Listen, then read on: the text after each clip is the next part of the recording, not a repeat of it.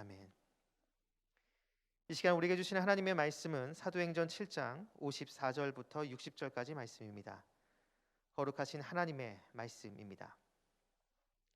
그들이 이 말을 듣고 마음에 찔려 그를 향하여 이를 갈거늘 스데반이 성령 충만하여 하늘을 우러러 주목하여 하나님의 영광과 및 예수께서 하나님 우편에 서신 것을 보고 말하되 보라 하늘이 열리고 인자가 하나님 우편에 서신 것을 보노라 한데 그들이 큰 소리를 지르며 귀를 막고 일제히 그에게 달려들어 성 밖으로 내치고 돌로 칠세 증인들이 옷을 벗어 사울이라 하는 청년의 발 앞에 두니라.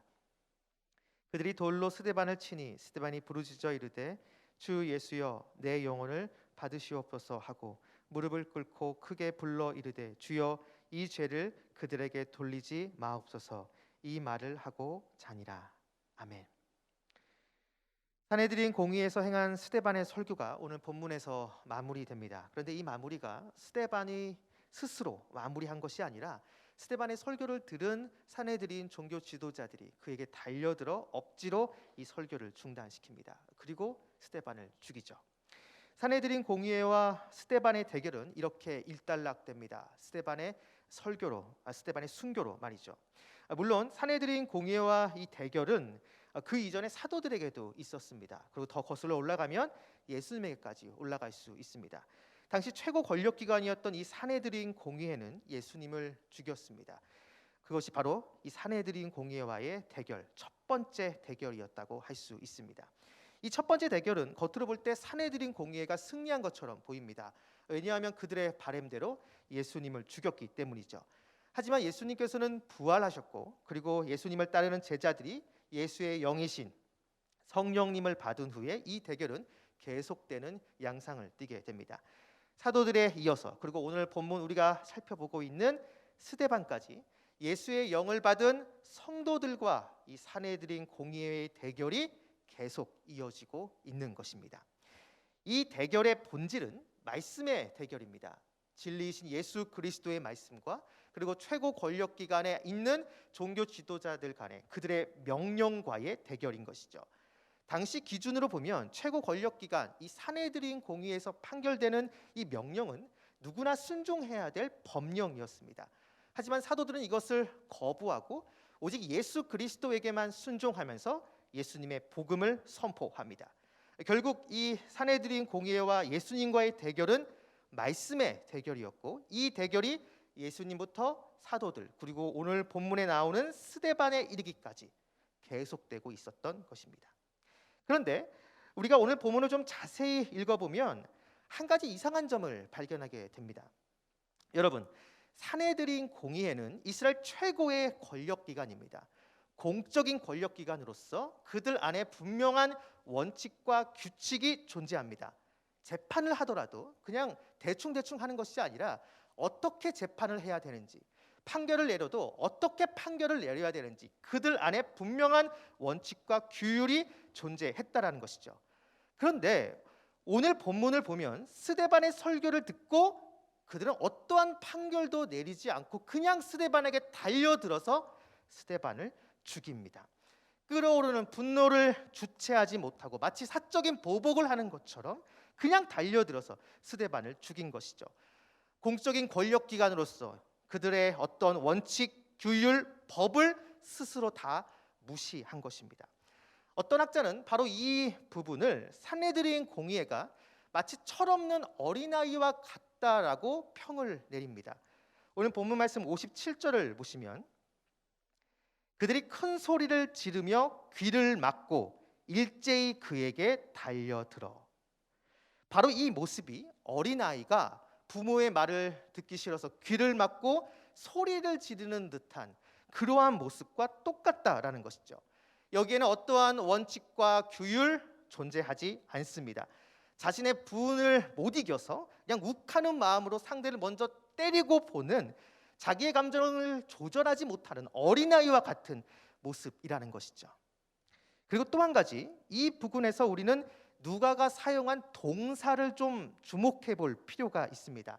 방금 우리가 살펴본 57절에 귀를 막다에 해당하는 헬라어 단어가 쉐네코라는 단어인데 이것은 귀를 꽉 잡다라는 의미입니다. 그런데 이 단어는 어떤 의미도 또 있냐면 어떤 것에 완전히 사로잡혀서 벗어나지 못하는 그러한 의미도 있습니다. 즉 지금 종교 지도자들이 귀를 딱 막은 것은 스데반의 설교를 듣지 않겠다는 그런 의미일 수 있지만 그 안에는 지금 이 종교 지도자들이 어떤 무엇인가에 완전히 사로잡혀 있다는 겁니다. 어떤 무엇인가에 완전히 지금 홀려 있다는 것이죠. 그래서 스데반의 설교가 지금 귀에 들리지 않는다라는 것이죠. 이어지는 동사가 그에게 달려들어입니다. 지금 종교 지도자들이 스데반에게 달려들었습니다. 이 달려들다에 해당하는 또 헬라어 단어가 홀마오라는 동사인데요. 이 동사가 쓰인 용례를 좀 살펴보면 누가는 자기가 쓴 복음서 누가복음에서 이 동사를 딱 한 번 사용합니다. 언제 사용하느냐? 바로 누가복음 8장 33절인데요. 그 내용은 여러분이 너무나 잘 아는 군대 귀신 들린 돼지떼가 갈릴리 호수로 돌진하는 행동을 묘사할 때 이 동사가 등장합니다. 결국 이 동사들을 좀 이렇게 계속 조합해 보면 누가는 오늘 본문 57절을 자기가 쓴 이 누가복음에 나오는 거라사인에 있었던 사건과 연결시키려는 의도가 담겨 있음을 알 수 있습니다. 즉 종교 지도자들이 귀신 들린 돼지떼처럼 악한 영에 사로잡혀서 스데반의 설교가 들리지 않았던 것이고 그래서 스데반을 죽인 것입니다. 겉으로 볼 땐 스데반을 죽여서 그들이 승리한 것처럼 보이지만 귀신 들린 돼지떼, 그들이 호수에 돌질해서 몰살한 그 돼지떼처럼 종교 지도자들 역시 그들의 운명이 하나님의 심판을 받아 몰살할 운명임을 지금 보여주고 있다라는 것이죠. 저는 이 부분을 묵상하면서 하나님 말씀의 위력을 다시 한번 느꼈습니다. 여러분 누구든지 하나님 말씀을 대면하면 그리고 그 말씀을 계속해서 대면하면 그 사람의 진짜 모습이 드러납니다. 산헤드린 공의의 종교 지도자들은 오늘 처음으로 스데반에게 하나님 말씀을 들은 것이 아닙니다. 아까 설교 서두에 말씀드렸지만 산헤드린 공의에 있는 종교 지도자들은 이미 복음서에서 예수님으로부터 하나님 말씀을 들었습니다. 그리고 그 이후에 사도들을 통해서도 하나님 말씀을 들었습니다. 그리고 오늘 본문에 나온 우리가 오랜 시간 동안 살펴본 바로 이 스데반을 통해서도 하나님 말씀을 들었습니다. 지속적으로 오랜 시간 동안 하나님 말씀을 듣고 그 말씀을 대면한 것이죠. 그러자 그들의 진짜 모습이 드러나게 된 것입니다. 겉으로 볼 땐 이스라엘 최고 권력기관에 있는 종교 지도자들이 정말로 존경받는 이스라엘의 어른처럼 보이지만 실제 그들의 모습은 어린아이처럼 자기 감정을 조절하지 못하는 어린아이와 같은 모습이라는 것이죠. 그리고 겉으로 볼 때는 정말 거룩한 사람들이 모여 있는 것처럼 보이지만 실상 그들의 진짜 모습은 악한 영, 귀신에 사로잡혀서 하나님과 대척점에 있고 하나님의 심판을 받아 멸망할 수밖에 없는 그러한 존재라는 것이 바로 이 종교 지도자들의 진짜 모습이라는 것이죠. 그리고 이 모든 것은 하나님 말씀을 대면했을 때 나타나게 됐다라는 것입니다. 안타까운 것은 자신의 본 모습이 드러났지만 종교 지도자들은 회개의 자리로 나아가지 않았습니다. 오히려 스데반을 죽임으로 또 다른 죄를 쌓아 자신이 멸망의 자녀임을 보여주게 됩니다.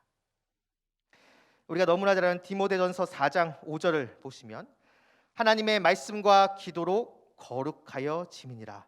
아멘. 하나님의 말씀과 기도로 거룩하여 지니라. 우리가 개인 경건 생활의 중요성을 강조할 때 곧잘 인용하는 말씀입니다. 우리의 개인 경건 생활에서 말씀의 강조는 아무리 강조해도 지나치지 않습니다. 왜냐하면 하나님 말씀을 대면하고 또 대면하며 또 대면하면 여러분 우리의 진짜 모습을 볼 수 있기 때문입니다. 좌우의 날섬 검과 같은 하나님의 그 말씀의 그 능력이 나를 둘러싸고 있는 그 모든 것들을 다 해체시킵니다. 나의 사회적 지위, 나 사회적 배경, 내가 갖고 있는 그 모든 것을 다 해체시키고 날 것 그대로의 모습으로 하나님 앞에 세운다라는 것이죠. 그래서 내가 나를 보는 것이 아니라 하나님이 나를 어떻게 보시는지 알게 된다라는 겁니다. 그래서 성도는 끊임없이 하나님 말씀 앞에 나아가야 됩니다. 그 말씀을 대면하고 그 말씀을 가까이 해야 됩니다. 그렇게 할 때 진짜 나의 모습을 볼 수 있기 때문입니다. 사랑하는 말씀상 공동체 성락 성결교회 성도 여러분, 오늘도 나에게 주시는 그 하나님의 말씀을 대면하는 하루가 됩시다. 내가 하나님 말씀을 읽을 때 내가 읽는 것처럼 보이지만 여러분, 실상은 그 하나님의 말씀이 살아서 나를 읽고 지금 나의 현재 상태가 어떠한 모습인지 나로 하여금 깨닫게 해줍니다. 그 말씀을 매일매일 그 말씀을 대면하고 그 말씀 앞에 나아갈 때 마치 우리가 거울을 보면서 내 얼굴을 보는 것과 같이 그 말씀을 통해서 나의 진짜 모습을 파악할 수가 있다라는 것이죠. 그 말씀 앞에 매일매일 나를 비춰보며 점검할 때 우리는 비로소 주님이 원하시는 모습으로 빚어질 수가 있다라는 것입니다. 바라기는 오늘 나에게 주시는 그 말씀 앞에 바로 서고 그 말씀 앞에 나를 비춰보며 주님이 원하는 모습으로 한 걸음 한 걸음 만들어져 가는 저와 여러분 우리 모두가 되기를 주님의 이름으로 축원드립니다. 기도하겠습니다. 거룩하신 아버지 하나님, 오늘 우리에게 주시는 말씀 앞에 겸허히 섭니다. 그 말씀 앞에 나를 비춰보고 그 말씀에 이끌려 순종하는 삶을 살게 하여 주옵소서. 그래서 주님의 장성한 분량까지 성장하며 주님을 닮은 진정한 주님의 자녀가 되게 하여 주옵소서. 감사드리며 예수님의 이름으로 기도드립니다. 아멘. 이 시간 다음과 같은 기도 제목으로 기도드리겠습니다. 지금 들은 말씀이 내 삶으로 이어지게 하옵소서. 코로나19로 고통받는 환우들을 치유하시고 방역당국과 의료인들에게 감당할 수 있는 힘을 주옵소서. 보시니 참 좋았더라 묵상지를 통해 매일의 말씀 묵상 힘쓰는 말씀상 공동체가 되게 하옵소서. 위드 코로나 시대를 잘 준비하게 하시고 단계적 일상 회복이 순조롭게 진행되게 하옵소서. 2022년 수험생 및 각종 시험을 준비하는 취업생들을 축복하시고 주님의 지혜가 임하게 하옵소서. 우리 동네 미소찾기 프로젝트를 통해 우리 동네 이웃들에게 주님의 위로와 사랑을 전하게 하옵소서. 이 시간 함께 나눈 공동 기도문과 각자 가지고 나온 개인의 기도 제목을 놓고 기도하신 후에 삶의 자리로 나아가도록 하겠습니다. 기도하시겠습니다. 참 좋으신 아버지 하나님 감사합니다. 오늘도 우리에게 새날 허락하여 주시고 아버지 하나님 이 새날 이곳에 나와 하나님께 기도하고 말씀 들을 수 있게 해주신 것 진심으로 감사드립니다. 하나님 오늘 주신 이 말씀을 내 삶에 붙들고 그 말씀을 붙잡고 기도하며 간구하며 나아갑니다. 하나님 말씀 앞에 바로 서